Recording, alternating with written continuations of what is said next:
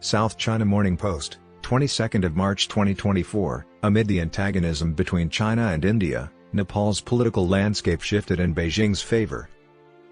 Nepal was ruled by democracies before the communist armies and conquest, which China financially supported. The current political upheaval in Nepal, marked by a new party alliance with a pro-China slant, may further distance Kathmandu from India and influence the power dynamics in the region. Parliament granted Prime Minister Pushpakamal Dahal Prakhanda of Nepal a vote of confidence on March 13. A significant political shift in Nepal has occurred. The Communist Party of Nepal, Maoist Centre, decided to form an alliance with the Communist Party of Nepal, Unified Marxist-Leninist, which is notorious for its ties to Beijing, and abandon the Nepali Congress, which leans towards New Delhi. As it more closely aligns Nepal with Chinese interests, this change in the alliance may have repercussions for the China-India rivalry in the region, according to Nihar Nayak, a research fellow at the Institute for Defense Studies and Analyses, IDSA. According to Nayak, China always takes pride in defeating India in Kathmandu. It always seeks to control a significant portion of the Himalayan region through regional and worldwide rivalry. China's influence over Nepal's economy and defense has grown substantially. China has emerged as a significant provider of foreign direct investment, FDI, in Nepal, with infrastructure initiatives funded by the Belt and Road Initiative being a particular focus. As a result, China has surpassed India's investment in Nepal, signifying a transition in the long-standing economic relations between Kathmandu and Delhi.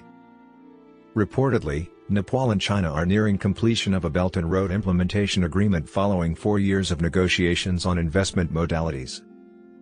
Nepal's Foreign Minister and Deputy Prime Minister, Narayan Kaji Shrestha, is scheduled to travel to China for 5 days beginning next week.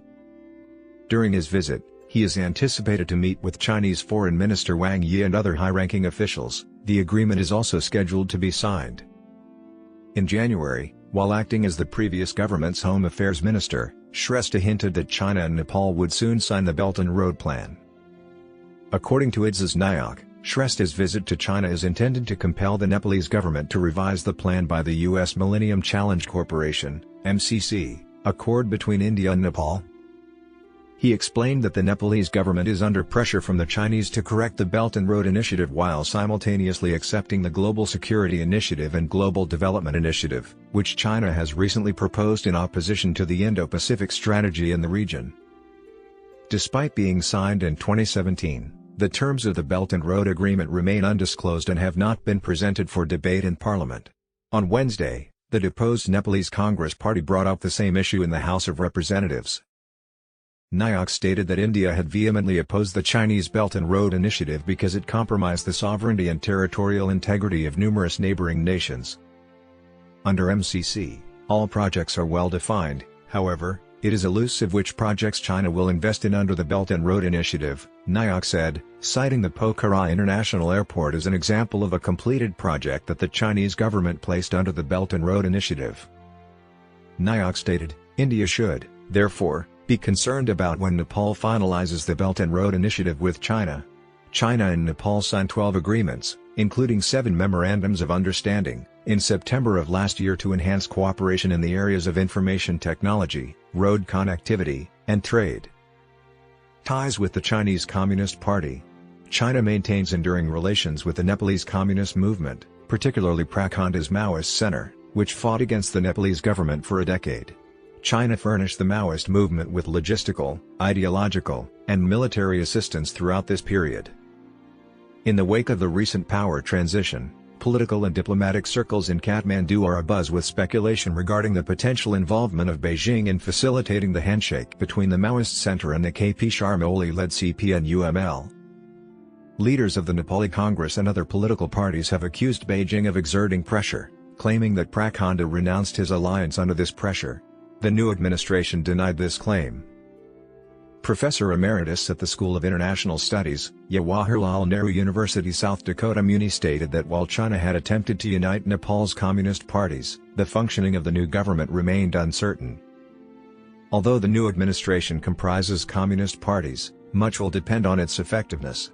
India has refrained from overtly opposing this new government thus far. Thus, the behavior of this administration is essentially being observed by all, said Muni, a former Indian ambassador and special envoy. Historically, India's relations with the Nepali Congress have been comparatively amicable due to the party's penchant for re-establishing Nepal as a Hindu state. Bipin Adhikari, a law professor at Kathmandu University, told This Week in Asia that geopolitical considerations invariably influence the nation's political decisions. In Nepal, governmental changes are frequent. Adhikari suggested Chinese and Indian influence on Nepal's political parties when he stated, "There are always forces that are active in Nepal that want to have their government at the center." Adhikari emphasized the criticality of Nepal upholding a balanced distance from India and China, placing economic interests ahead of hostilities towards either neighbor. Although our relationship with India is positive, it is necessary to maintain a balance in our relations with China as well. Objectivity is essential, he advised. India, which has always viewed Nepal as part of its sphere of influence, may become more concerned by Nepal's change in foreign policy. The heightened Chinese influence in Nepal, which shares an extensive frontier with 5 Indian states, also gives rise to apprehensions regarding the possibility of India being encircled strategically in South Asia. Ahead is the path. Former Indian ambassador to Nepal Ranjit Ray stated that India and Nepal maintained robust historical ties and an extensive economic and cultural relationship. "I believe it is impossible to equate the relationship between India and Nepal to that of any other nation. Consequently, India will not be excessively anxious." He stated that India must collaborate with each government in Nepal, just as it did in the past. India is a significant investor in Nepal, accounting for over 30% of all approved foreign direct investment. India and Nepal entered into a long-term power trade agreement in January 2024, with the latter promising to supply India with 10,000 megawatts of electricity in the future. The 1950 Treaty of Peace and Friendship between India and Nepal delineates the principles of reciprocal treatment regarding the movement, residence, property, and commerce of Indian and Nepali nationals within the other nation. India provides equipment and training to support the modernization of the Nepal Army. The Indian Army employs approximately 32,000 Nepalese Gurkha personnel. Ray stated that China had long sought to unite all communist parties, and there is no doubt that the Chinese would be extremely pleased with the convergence of all left-wing forces. According to Ray, the implementation of the Belt and Road Plan and the subsequent advancement of its projects would have ramifications for the entire region. Kamal Dev Bhattarai, a journalist and policy commentator based in Kathmandu, stated that Beijing appeared optimistic regarding the new Nepalese government and anticipated that it would reaffirm the One China policy. Nevertheless, Bhattarai maintained the optimistic view that diplomatic relations with India would also advance seamlessly, attributing this optimism to the power trade agreement, which he regarded as a noteworthy development in bilateral relations.